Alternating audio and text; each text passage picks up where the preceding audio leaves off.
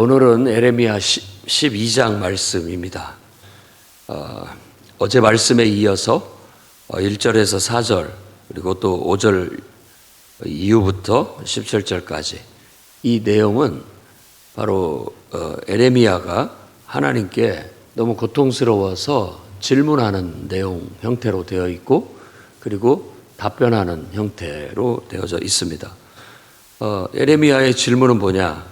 악한 자의 길이 형통하며 반역한 자가 다 평안함은 무슨 까닭입니까? 라고 그렇게 묻습니다. 그러니까 지금 에레미야 시대로 본다면 요시야 왕 때 혹은 뭐 그 이후라고 생각할 수 있겠는데 그때에 어제 말한 것처럼 뭐 아나돗 사람들이 자기를 막 죽이려고 하잖아요. 그 사람들이 자기를 죽이려고 하고 죽일 수 있는 것은 힘이 있기 때문에 그런 거예요. 그러니까 자기들한테 방해가 되고 뭐 거침돌이 된다. 자기들한테 나쁜 소리로 저주를 퍼붓는다라고 해서 그를 제거하려는 그런 자들이죠. 근데 그런 사람들이 왜 형통하고 왜 그런 사람들이 평안합니까? 라고 그렇게 하나님 앞에 질문을 던지게 됩니다.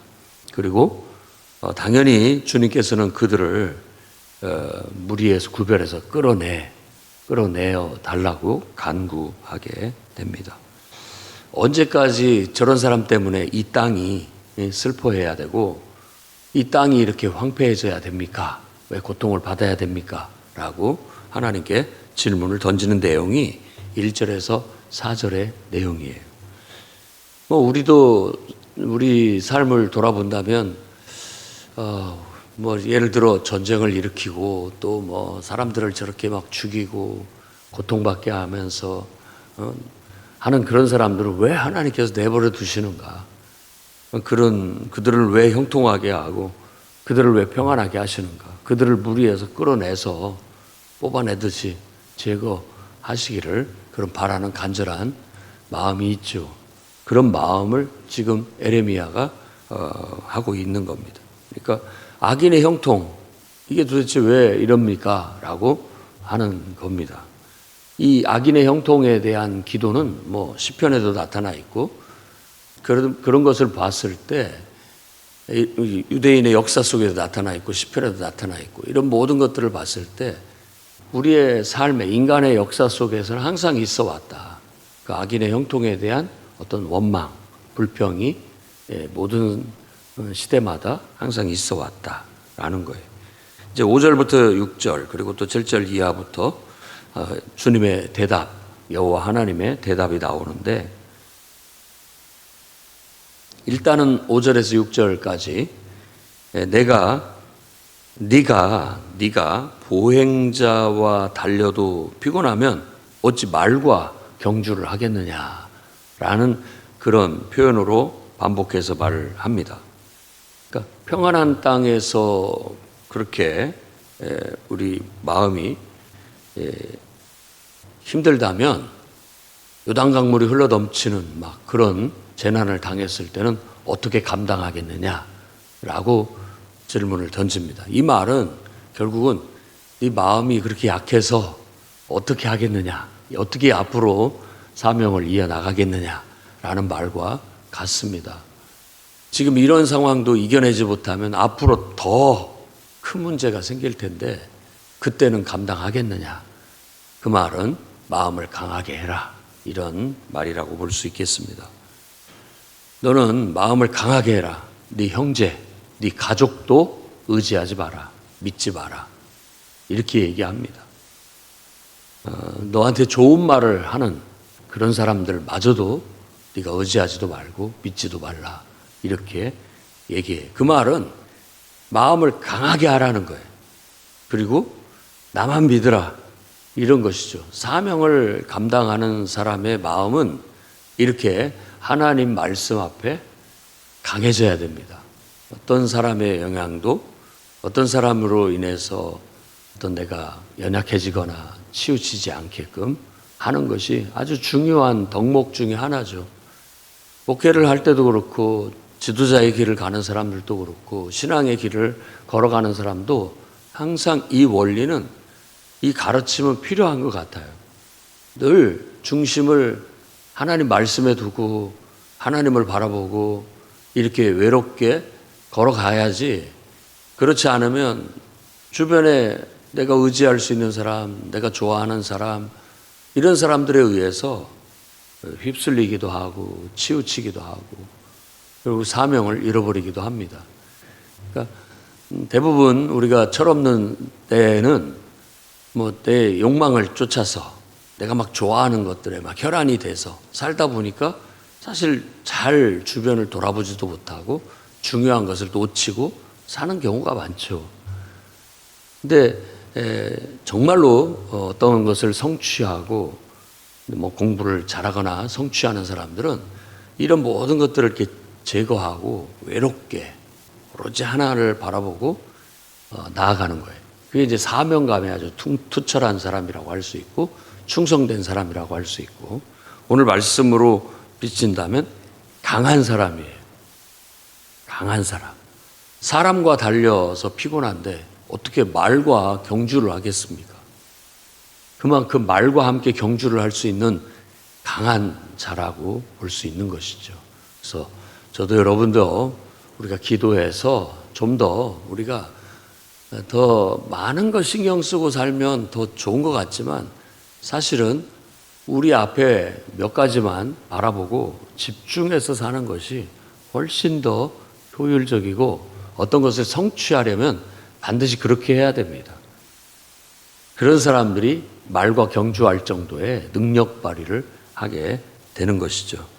여러분들도 그런 강한 마음을 갖고 나아가 보시기를 바랍니다. 그러면 반드시 뭔가를 성취해 내게 될 겁니다. 사명자는 그런 마음을 가져야 됩니다. 그 다음에 7절부터 13절까지 말씀, 그리고 또 끝까지 17절, 14절에 17절 말씀도 내나 반복해서 여기에서 가장 많이 쓰는 단어가 내 소유예요. 내 소유. 그래서 하나님께서 걱정하지 마라. 내가 이 백성을 심판하고 난 다음에 이 백성을 또한 심판하는 도구로 쓰여졌던 그 무리들도 또 심판할 것이다 라는 두 가지 얘기를 하고 있습니다. 먼저 7절부터 보면 내가 내 집을 버리며 내 소유를 내던져 내가 사랑하는 것을 원수의 손에 넘겼다. 자, 이런 말을 할 때 그 심정이 어떤지를 우리가 한번 생각을 해볼 필요가 있어요. 지금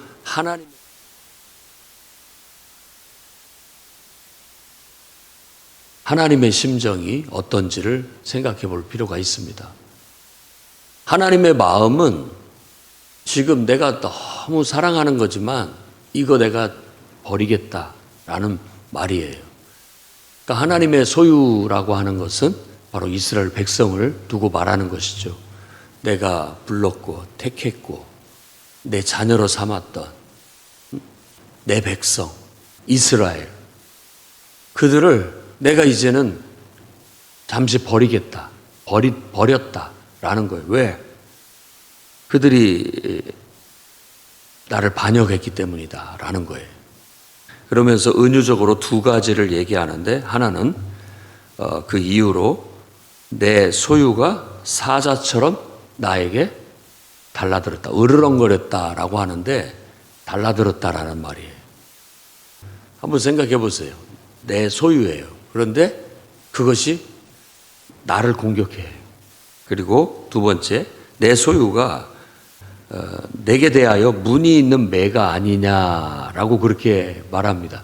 문이 있는 매, 이런 표현들은 이렇게 관용적으로 이해하면 좋아요. 아주 무서운 매, 무서운 매. 독수리들 중에서도 아주 유독 더 이렇게 크고 무서운 독수리라고 생각하면 되겠어요. 그 독수리가 원래 사냥감을 이렇게 보면은 하늘에서 뱅뱅 돌거든요. 그 사냥감을 놓고. 그런데 이 말씀을 봤을 때 다른 해석도 있습니다만은 제가 이렇게 묵상을 해봤을 때는 똑같이 앞에서도 사자가 자기 주인한테 으르렁거리는 거예요. 달라들려고. 매도 똑같아요. 이 매도 하나님에 대해서 이게 내 소유인데 나한테 공격하려고 내 주변을 도는 거예요. 그러니까 그 결과는 무엇이겠느냐? 결국은 그것들을 짐승이 잡아먹게 할 것이다 라는 거예요. 그러니까 이 사자나 매나 이스라엘이라고 해석을 할 수 있습니다. 이스라엘이에요. 내가 택한 내 백성 이스라엘입니다. 그 이스라엘을 내가 너무나 사랑해서 내가 아꼈는데 어느 순간 이 이스라엘이 나를 반역해서 나에게 달라들고 있다. 이런 말이에요. 나를 향해서 으르렁거리고 나를 잡아먹기 위해서 매처럼 독수리처럼 뱅뱅 도는 것처럼 하고 있다.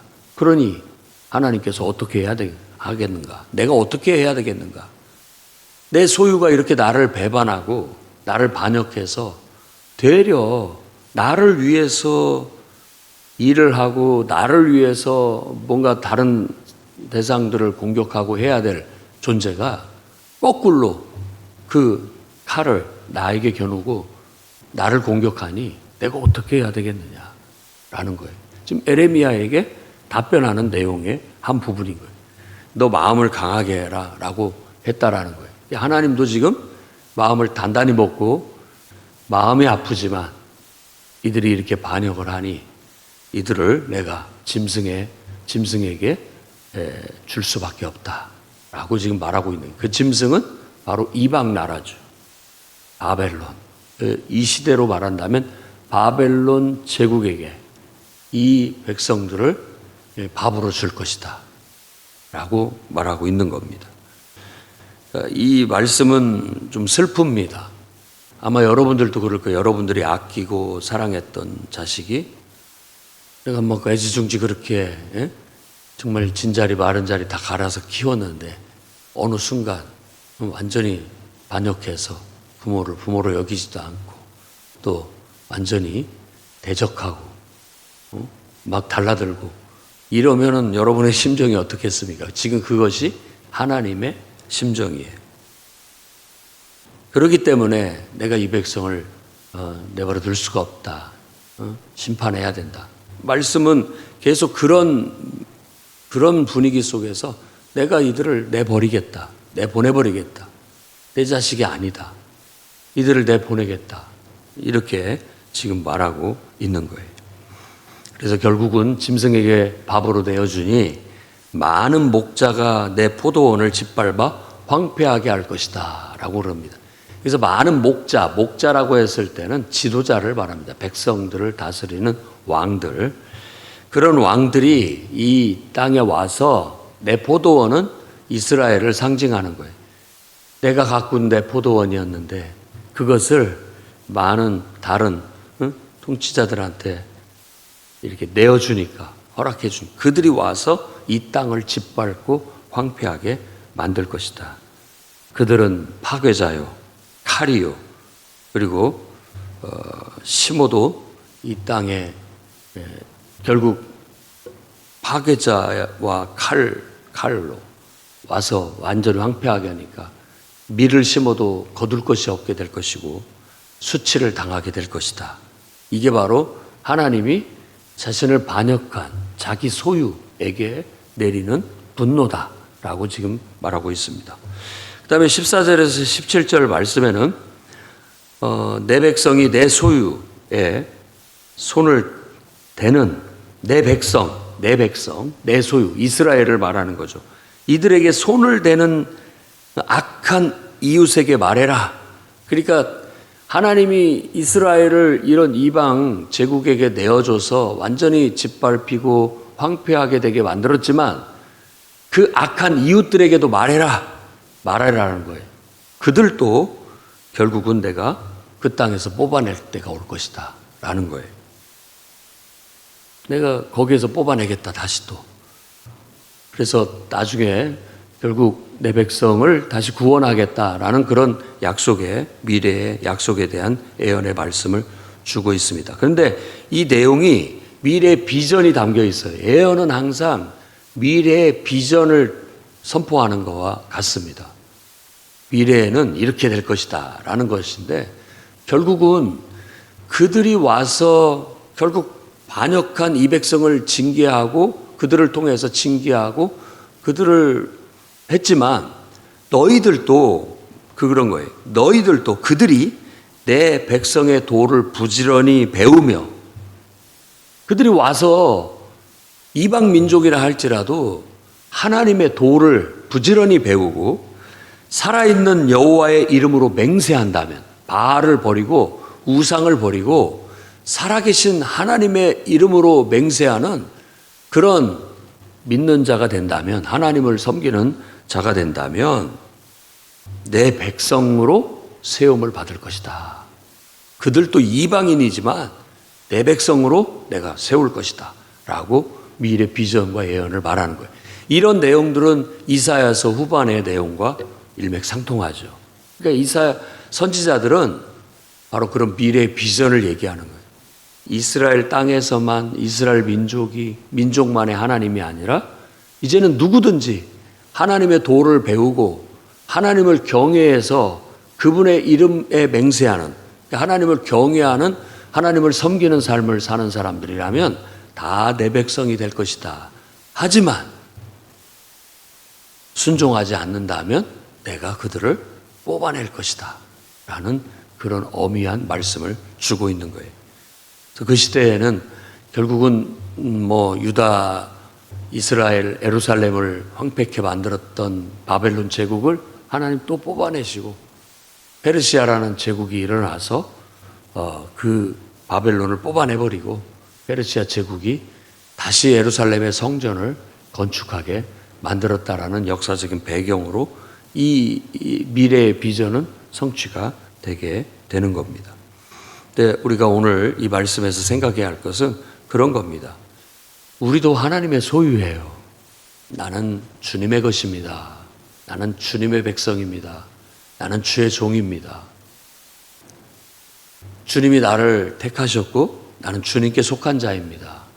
내 모든 인생은 주님이 주셨기 때문에 마땅히 당신이 나의 진정한 본질적인 의미에서의 나의 주인이시니 내가 내 것이라고, 내 인생이라고 내 마음대로 살지 않고 이제는 나를 창조하시고 내게 생명을 주시고 인생을 주신 창조주 하나님의 뜻대로 내가 잘 상의해서 선하신 목적을 따라 내가 순종하며 살겠습니다.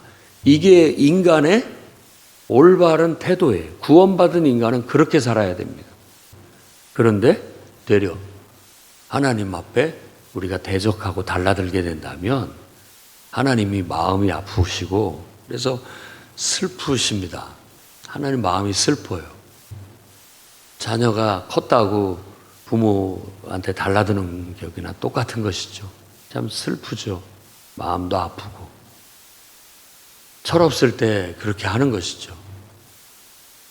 우리가 그런 철없음을 이제는 버리고 좀 철이 들어서 늘 하나님의 그 크심과 그 위대하심을 알고 그분의 그 무한하신 은혜와 사랑, 그 지혜와 이 모든 것들을 안다면 겸손히 그래서 온유한 마음으로 주님께 순종하는 것이 마땅하다라는 거예요. 감히 어떻게 우리가 하나님 앞에 으르렁댈 수 있겠습니까? 감히 어떻게 우리가 하나님을 공격할 수 있겠습니까? 그거야말로 불경이죠. 이스라엘 백성이 그런 불경을 행함으로 그 땅에서, 약속의 땅에서 뽑혀 쫓겨난 것처럼 우리가 되어서는 안 되겠습니다. 그리고 누가 됐든지 간에 하나님의 소유는 하나님의 도를 배우고, 우리는 하나님의 백성이니까 하나님의 도, 하나님의 말씀, 하나님의 기본 교리, 가르침을 잘 배우고 우리에게 주신 성경 말씀을 잘 배우고 하나님을 경외해야 되겠어요. 살아계신 하나님의 이름으로 맹세한다라는 것은 하나님을 경외한다는 의미라고 볼 수 있겠어요. 하나님을 두려워하고 떨기 때문에 그분을 통해서 내가 내 삶의 도덕적인 기준, 삶의 방향, 규칙, 규범들이 다 나오는 거예요. 하나님 무서워서 우리가 하지 않은 것이고 하나님 무섭기 때문에 하는 거예요. 그것이 하나님을 섬기는 올바른 태도다. 겸손히 온유함으로 하나님께 순종한다면 우린 그렇게 살아야 된다. 그래서 오늘 또 우리가 똑같이 이 교훈을 마음에 새기고 하나님을 경외하며 최고의 하나님을 가치에 두고 가장 우선순위에 두고 나의 삶의 본질로 두고 생명의 근원으로 두고 그분의 선한 뜻과 목적을 따라서 판단하고 결정하고 행동하는 저와 여러분이 되기를 주의 이름으로 축원합니다. 기도하겠습니다. 거룩하신 주님, 오늘 또 하나님의 은혜 안에서 주신 하루를 시작합니다. 우리는 주님의 백성이요 주의 종이오니 주님의 선하신 뜻과 목적을 따라 겸손하고 온유하게 그 길을 걸어가게 해 주옵소서. 우리가 교만하거나 자만하여 하나님을 향하여 으르렁거리거나 짐승처럼 으르렁거리거나 하나님을 향하여 공격하려는 태도를 불경스럽게 여기게 하시고 우리 안에 그런 것들을 제거해내고 정말 하나님 말씀의 도를 배우고 또 하나님을 경외하여 충성되이 살아가는 자들로 오늘을 살게 해 주옵소서. 예수님 이름으로 기도드립니다.